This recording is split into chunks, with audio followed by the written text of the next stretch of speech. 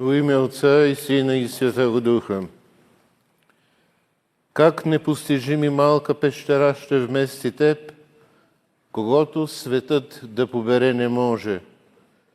Как безначални младенец видян ще бъдеш, ти, който си единосъщен с Отца. Миней, 24 декември, канон на утрината, 6-та песен, 3-ти тропар. Възлюбени в родилия се Богомладенец, братя и сестри, чеда на Светата православна църква.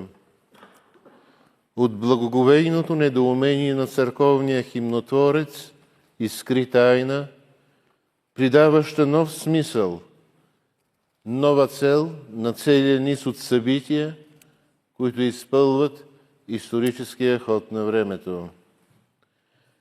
Предвечният Син Божий, второто лице на триединия Бог, се роди от пречиста девица, стана човек, за да бъде наш Спасител, да ни дари себе си, тъй като го приемем, да станем Негови по-малки брати и сестри, Негови приятели и чеда на Небесния Отец.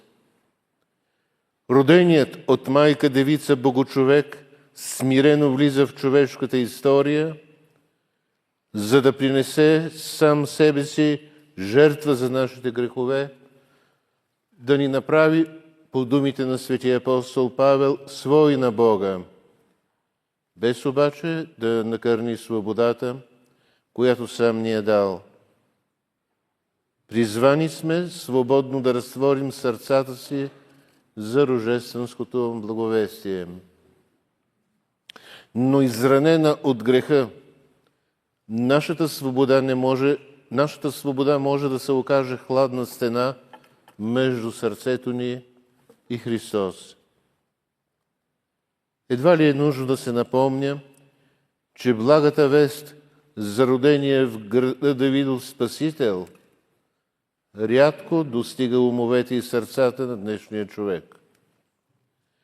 Неговото светоусещане и себевъзприемане се корени в жаждата за сладостен живот тук и сега, в обятията не на свободата, а на изкусно подменен неин двойник, един от идолите на нашето съвремие. Но въпреки това да се запитаме, не сме ли ние днешните християни в дълг пред така разбирания съвременен човек?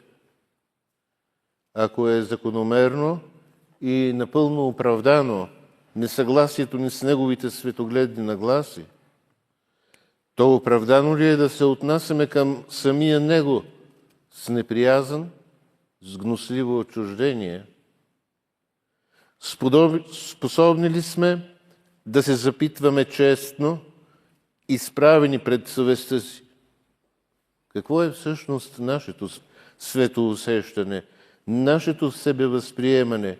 Каква е нашата лична вяра? Какви са делата ни? Какво означава за нас живот Христос?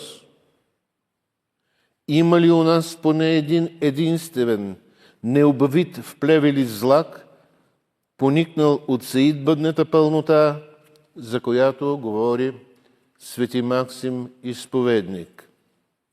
Божието Слово, веднъж родено по плът от човеколюбие, вечно се ражда доброволно по дух у онези, които придобиват добродетели. И се открива в степента, в която се побира от приемащия го.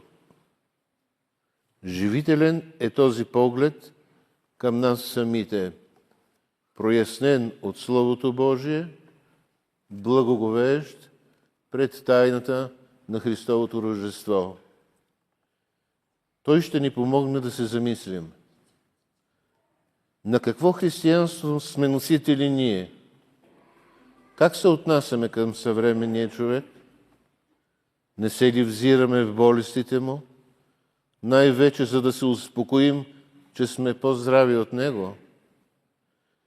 И той ли е виновен, че така често се натъква на съсухрена религиозност, обезкървено православие, стилизирана църковност, лишени от духа на истинското християнство.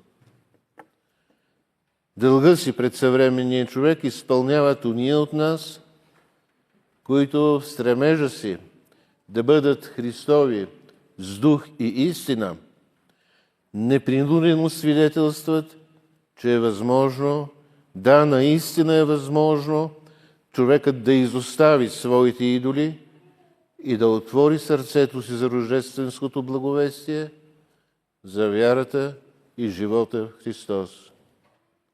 Впрочем, само един израснал в нас злак духовна пшеница може да ни направи носители на благата вест за Христовото рождество.